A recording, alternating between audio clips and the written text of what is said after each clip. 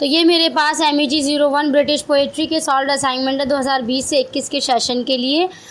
तो इसमें सबसे पहला हमारा क्वेश्चन आता है, locate Chaucer's prologue to the Canterbury Tales within his vast writing career as a social commentary of the age. तो बेसिकली इस क्वेश्चन में आपको पूरा एनालाइज करना है। पहले तो आपको चौसर का प्रोलोग बताना है, उसके अलावा आपको उनकी राइटिंग्स को एक बार डिस्क्राइब करना है। इसके अलावा उस एज, उस पर्टिकुलर एज में जिसमें चौसर ने राइटिंग्स लिखी थी, उसके ऊपर सोशल कमेंट्री करनी है। तो ये बेसिकली बड़ा आंसर है। मैं आपको एक चीज़ बताऊं तो जितना ज़्यादा बड़ा आंसर आप लिखेंगे, एक यूटिलाइजेशन के लिए जितना ज़्यादा मटेरियल आपका सही रहेगा, उतने ही आपको मार्क्स मिलेंगे असाइनमेंट्स में। तो आप देख सकते हैं ये हमारा आंसर है। बेसिकली इसमें सारी चीज़ें एनालाइज की गई हैं। एवरीथिंग जो भी इस क्वेश्चन में बताया गया है वो टॉपिक वाइज टॉपिक्स एनालाइज किया गया है। ओके, तो ये आपको आंसर बहुत ही ज़्यादा हेल्प करेगा। आप पहले तो असाइनमेंट्स लिखने के लिए, इसके अलावा आप अगर एग्ज़ाम में भी इन आंसर्स की हेल्प लेना चाहते हो तो ये बहुत ही अच्छे हैं। Then the next question we have, what do you understand by the term renaissance. पहले आपको रेनेसॉ बताना है, what was the renaissance and what was the beginning. इसके अलावा आपको स्पेंसर की पोइट्री के एक्सप्लेनेशन देना है, स्पेंसर की पोइट्री प्रोथैलेमियन। सो इसमें आपको एग्जाम्पल देना है कि रेनेसॉ कैसे मतलब रेनेसॉ बेसिकली कैसे अटैच्ड है। और फिर आपको ये भी बताना है कि इनकी राइटिंग्स में आपको नप्चुअल सॉन्ग कैसे देखने को मिलता है। So this is the answer जिसमें आपको सारी चीज़ें अवेलेबल हैं। आपको पहले बताया जाएगा कि रेनेसॉ क्या है, फिर स्पेंसर की पोइट्री, उसके अलावा किस तरीके से ये रिलेट है विथ दी नप्चुअल सॉन्ग। सो ये काफ़ी अच्छे से एनालाइज किया गया है तीनों क्वेश्चन को। बेसिकली आपको बताऊं, इग्नू ने एक क्वेश्चन में ही काफ़ी सारे क्वेश्चंस मिक्स कर रखे हैं, तो इनके आंसर्स भी आपको टॉपिक वाइज टॉपिक्स देने होते हैं। इसके अलावा नेक्स्ट हमारे पास क्वेश्चन आता है, examine any one poem by Donne और हर्बर्ट और Marvell as an example of metaphysical poetry. तो आपको बेसिकली इन तीनों की ही पोइट्री को एक्सप्लेन करना है। But first you have to explain about what is metaphysical poetry. तो मेटाफिजिकल पोइट्री को पहले आपको एक्सप्लेन करना होगा, भाई क्या है इसकी, क्या एकदम थिंकिंग है। इसके अलावा जॉन डन, हर्बर्ट और इनकी राइटिंग्स में किस तरीके से हमें मेटाफिजिकल पोइट्रीज़ देखने को मिलती हैं। तो ये बेसिकली राइटिंग्स के एक एग्जाम्पल्स हैं जो इसमें अच्छे से डिस्क्राइब किए गए हैं आंसर्स में। तो आपको इन आंसर्स में कोई भी डाउट नहीं करना, मतलब बहुत अच्छी तरीके से ये असाइनमेंट जो है प्रिपेयर किए गए हैं। इसके अलावा फोर्थ क्वेश्चन हमारे पास आता है, critically examine Blake's songs of innocence and songs of experience as a precursors of romantic age. तो बेसिकली आपको ये दो सॉन्ग्स को एनालाइज करना है कि किस तरीके से ये दो सॉन्ग्स जो हैं, ये काफ़ी सारी पोइट्री का मिक्सअप है। एक्चुअली मैं बता दूं आपको, ये जो सॉन्ग्स हैं ब्लेक के द्वारा लिखे गए हैं। तो ये क्या है, क्वेश्चन क्या पूछ रहा है, आपको रोमांटिक एज को किस तरीके से दर्शा रहे हैं। तो आपको फर्स्टली इसको एक्सप्लेन करना है। पहले तो ये दोनों सॉन्ग्स को एक्सप्लेन करो, उसके अलावा किस तरीके से ये प्रेजेंट कर रहे हैं दैट काइंड ऑफ एज। सो आप इस तरीके से इसको बना सकते हो, आंसर को लिख सकते हो। नेक्स्ट क्वेश्चन है आपके पास, who were the pre Raphaelites. Pre Raphaelites कौन थे। इसके अलावा critically appreciate any one poem of this age movement and highlight the characteristics of the movement. तो मैंने आपको जैसे कि बताया, इग्नू ने जो आंसर दिया हुआ है वो बेसिकली एक आंसर नहीं है, काफ़ी सारे क्वेश्चंस इसने पूछे हैं। पहला तो रैफेलाइट्स कौन है, प्री रैफेलाइट्स।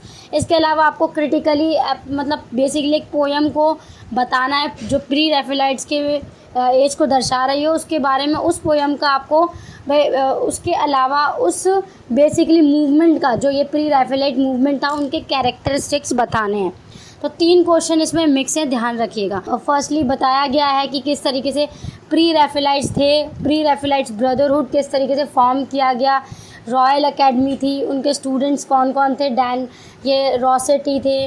और मतलब बेसिकली बहुत अच्छे से इसको आपको बताया गया है। इसको आप पढ़ेंगे तो आपको समझ भी आएगा, इसमें आपको एग्ज़ाम में भी हेल्प मिलेगी। फिर यहाँ पे प्री रैफेलाइट्स पोइट्री के बारे में बताया गया है। इसके अलावा उस पोइट्री को एक्सप्लेन किया गया है, भाई इसमें बताया है ना कि एक पर्टिकुलर पोइट्री को एक्सप्लेन करो, तो वही एक तरीके से आपको एक्सप्लेन करना है और इस तरीके से आपको ये आंसर्स मिल जाएंगे। तो आप देख सकते हैं कितने अच्छे से ये आंसर बनाए गए हैं।